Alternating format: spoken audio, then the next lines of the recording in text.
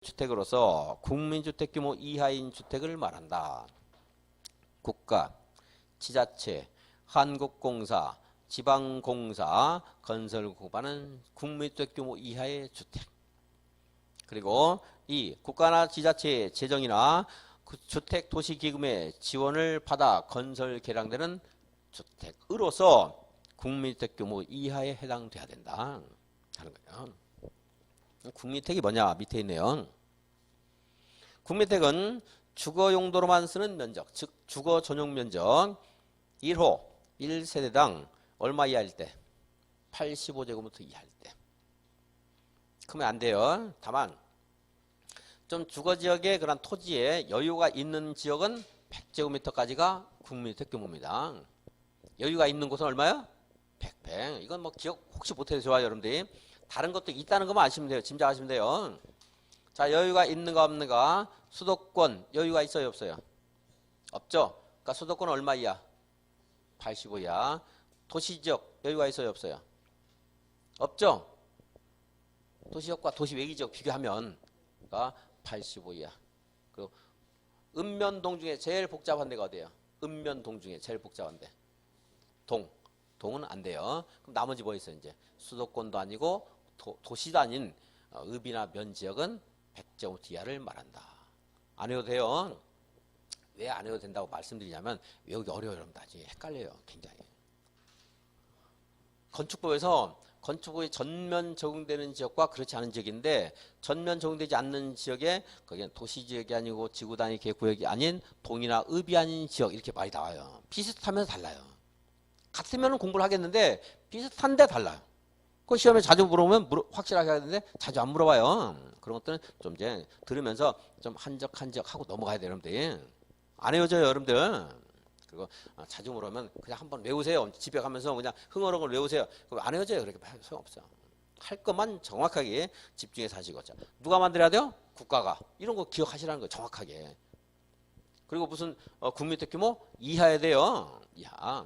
그래서 수도권을 제외한 도시지역이 아닌 읍면 지역은 이렇게 읽어봐야 여러분 기억 안 나니까. 왜냐면 이걸 사례 문제 또 물어보면요, 이걸 명확하게 한 5번, 6번 제가 여기다가 풀어줘야지 기억이 나지. 그래도 잘 기억이 안 나거든요, 사례 문제 물어보면. 근데 잘 안 나오고 그런 것까지 대비할 수는 없습니다.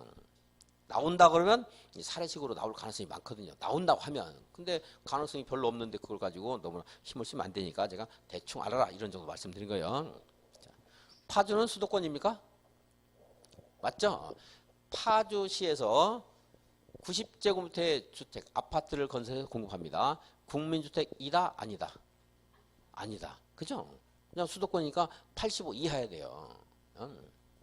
대구시에서 90제곱미터의 주택을 건설 공급합니다. 그때는 국민주택이 아닌가를 알려면 이제 그것이 도시지역인가, 읍면지역인가 이런 것들 따져야 되는 거지. 수도권에서 안 되고 도시지역도 안 되고, 그리고 아주 한가한 지역.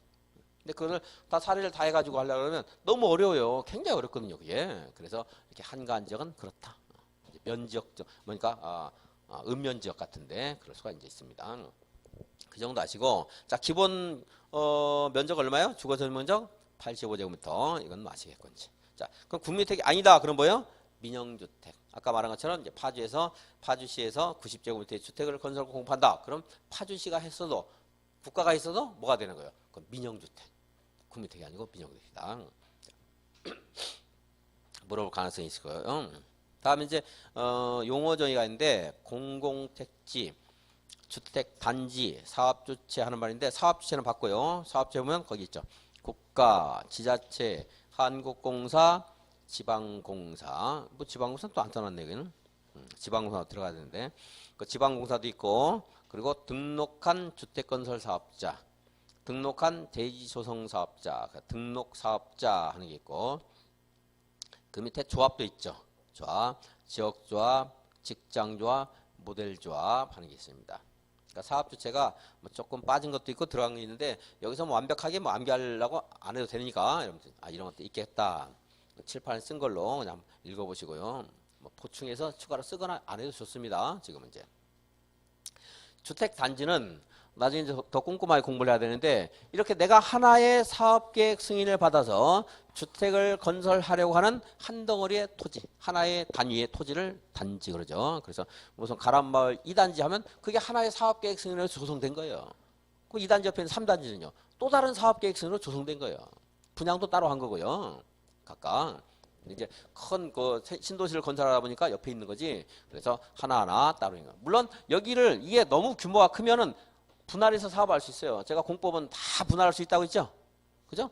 이걸 하나의 단지를 분할하면 그건 공구 그런 거, 공구, 1공구, 2공구, 3공구 하는 거고 단지하는 것은 하나의 사업계획 승인에서 건설 공급되는 조성되는 대지라든가 건설 공급되는 주택단지 이걸 말하는 겁니다. 단지. 근데 내가 그래서 의도하면 우리가 크게 하나의 단지를 만들 수 있고 작게 만들 수 있고 하는 거예요. 제일 작아봐야 몇 개 이상은 돼야 돼요. 뭐 30개 이상은 돼야 되겠죠. 그리고 막 크게 해서 내가 3,000세대 하겠다. 뭐 하나의 단지 할 수 있어요. 뭐 3만 세대 하고 싶다. 통이 커서 하나의 단지를 할 수 있어요. 통이 크고 자금 여력 있고 분양만 할 자신 있으면 할 수 있습니다. 하나로. 근데 내가 하나로 하고 싶어도 못 하는 게 있어요. 만약 이가 1000세대라고 쳐요. 하나의 단지 할 수 있어요. 할 수 있는데 이렇게 여기 고속도로가 지나가고 있어요. 그럼 하나를 하고 싶어도 하면 안 되겠죠.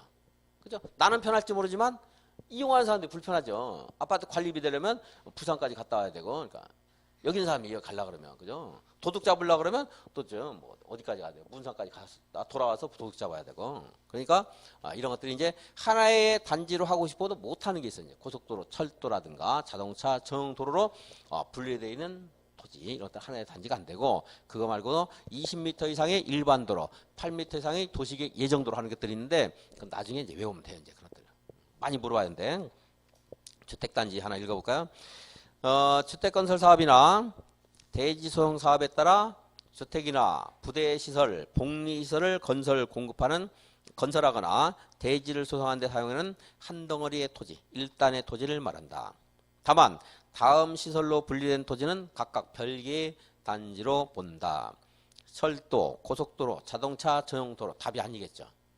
누구나 알 수 있잖아요. 이제. 그죠? 한 번 정도 들으면 20m 이상의 일반 도로, 8m 이상의 도시계획 예정도로, 기타 대통령령이 정하는 시설인데, 기타 대통령령이 정하는 시설이 전에는 좀 단순했는데 최근에 좀 복잡해졌어요.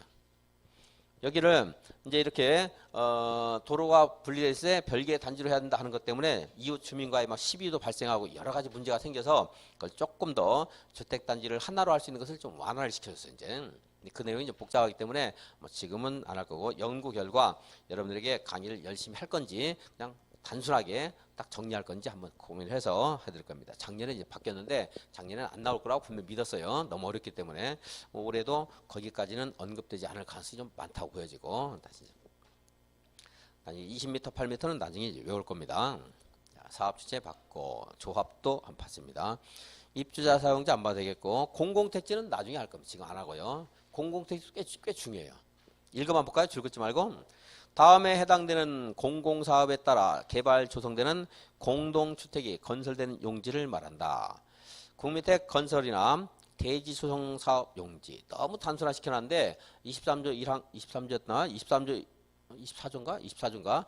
몇 조 몇 항에 따라 국지공방위 건설 공파는 국민택 건설 용지나 대지소송사업 용지 이렇게 말을 해야 돼요. 앞에 그 말 붙여야 되고, 국지공방이 맞네. 쓰지 마세요. 지금 이런 게 있다는 거 하는 거고, 책도 틀린 게 뭐 다 틀렸는데 여러분들이 그걸 써가지고 외울 필요 없죠. 뭐 책들이 다 틀리는데 시험에서는 알려줄 거예요. 이제 맞게 나중에 강의할 때 말씀드리고, 유학집에서는 명확하게 제가 표기를 해드리니까 그거 가지고 이제 확인해서 시험장 가면 돼요.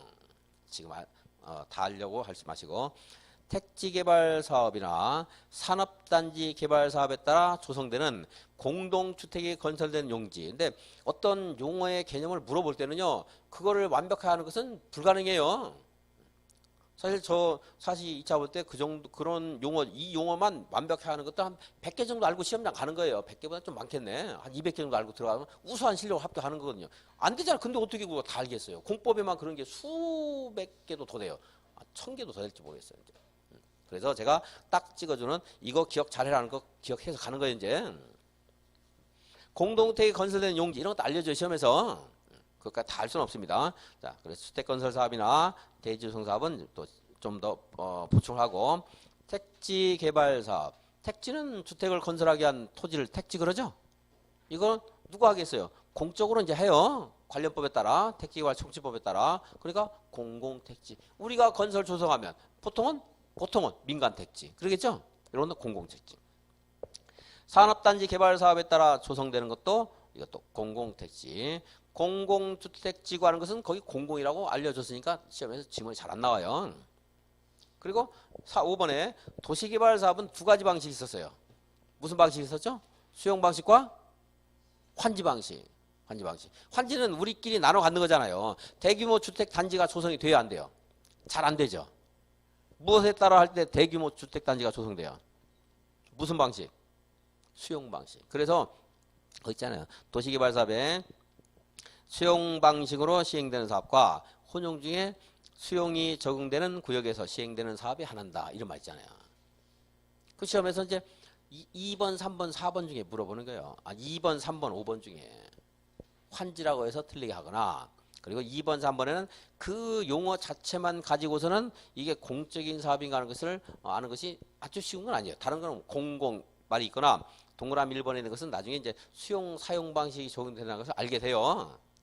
수용 방식 적용되는 거. 다른 것들은 이제 수용 방식 하는 것들이 나와요. 6번에도 뭐 수용 방식 하는 말 나오고 그렇습니다. 그래서 2번, 3번은 정확하게 얘만 알면 관련해서 문제 나왔을 때는 한 70%, 80%를 맞출 수가 있어요. 근데 이것도 국토계획법 관련해서 같이 공부를 하면 외우실 수 있습니다. 나중에 이제 얘만 따로 외우는 게 아니고. 공공택지라는 것도 있다. 그리고 이런 것들은 좀 약간 단편적이거든요. 지금 전체적인 틀을 공부하는데 도움이 되는 게 아니고 단편적인 사항이니까 나중에 뭐 사실 시험 보기 전에 7, 8월에 공부해도 상관없어요. 사실은. 다음 페이지 리모델링 하는 게 있는데요. 리모델링 그리고 공구. 공구는 말했으니까 공구부터 한번 읽어볼게요. 공구 맨 밑에 하나의 단지에서 둘 이상으로 구분되는 1단의 구역. 그래서 뭐 착공도 별개로 사용검사도 별개로 입주도 별개로 딱 따로 할 수 있는 것이 뭐예요? 공구. 그런데 공구가 뭐냐 안 물어봐요. 시험에서 잘. 그런 것들 전체적인 틀을 아는 건 굉장히 어려운 거예요. 사실은. 그러면 이제 공구는 나중에 뭐 300세대 6m 이런 거 물어봐 이제. 지금 줄긋지 말고. 단순 암기 사항은 지금 공부하는 게 오히려 손해가 될 수 있어요. 여러분들 헷갈리기만 하고. 지금 외운다고 외워지는 게 아니에요. 지금 이제 전체적인 틀을 잡고 이해하는 게 더 도움이 되고 용어 같은 거 익숙해지는 게 도움이 되는 거지. 숫자들 봐봐야 큰 의미 없습니다. 리모델링. 리모델링은 두 가지가 있다고 했죠. 대수선하는 것. 대수선은 건축부에서 공부한 거 있었죠. 뭐 기둥을 3개 이상 수선 변경한다 이런 거 공부했잖아요. 대답하는 분 별로 아는 표정을 짓는 분이 별로 안 계시네. 상관없어요. 잊어먹어도 뭐 다음에 또 하고 뭐 5월 가도 뭐 대답을 잘 못할 텐데 지금 대답 못하는 거 당연하죠.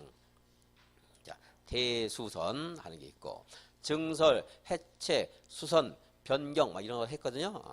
그 다음에 또 하나는 뭐가 있을 수 있다고 했어요. 증축 있을 수 있다고 했죠. 리모델링에 1번 보면 대수선 하는 게 있고 동그라미 2번에 보면 세 번째 줄에 중간쯤에 증축하는 말이 있어요. 1번은 대수선, 2번 세 번째 줄에 뭐요? 증축.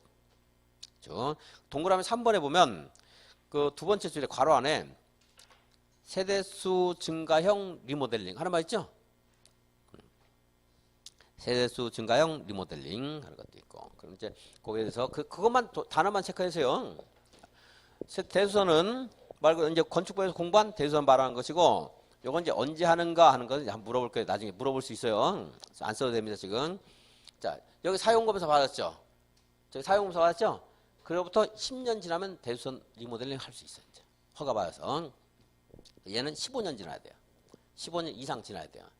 그래서 우리 법에서 최저 기준이 15년이고 조례로서 우리 자치단체에서는 20년 지나야 증축할 수 있다. 이렇게 조례로 강제할 수 있는데 그거 잘 안 물어봐요. 그래서 15년에서 20년 사이의 범위에서 조례가 정하는 기간을 경과한 경우에 증축할 수 있다. 이런데 어렵잖아요. 숫자를 2개 하려고 그러면. 시험에서 15년 물어봐요. 이제 나중에 이제 15년만 알면 돼요. 그래서 일정한 기간 지나면 대손하거나 증축할 수 있습니다. 여기는 이제 사용검사 이런 말 하게 되는데 자, 그러면 29개 건축한 사람, 이 사람